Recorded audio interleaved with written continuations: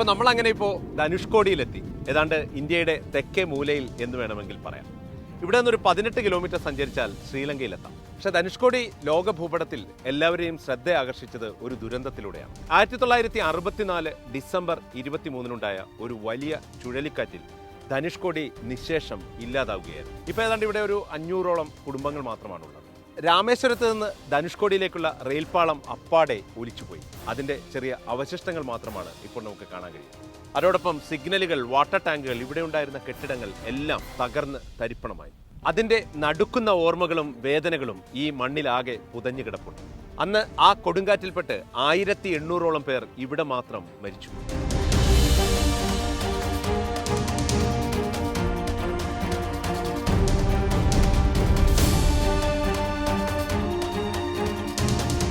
അന്നുണ്ടായ ചുഴലിക്കാറ്റിൽ ലോകത്തെ മുഴുവൻ വിറപ്പിച്ച ഒരു സംഭവം കൂടി ഉണ്ടായി. തീവണ്ടി നമ്പർ 653 നിത്യേന ധനുഷ്കോടിയിലേക്കുള്ള പാസഞ്ചറായിരുന്നു. ചുഴലിക്കാറ്റിൽപ്പെട്ട് ആ പാസഞ്ചർ അപ്പാടെ ഒലിച്ചുപോയി.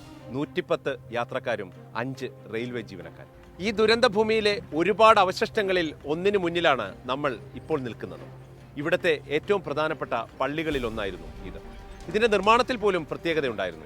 ഇഷ്ടികയ്ക്കൊപ്പം കടൽ പുറ്റും ചേർത്താണ് ഈ പള്ളി നിർമ്മിച്ചിരിക്കുന്നത്. അതിന്റെ എല്ലാ ഭാഗങ്ങളും തകർന്ന് തരിപ്പണമായി പോയി.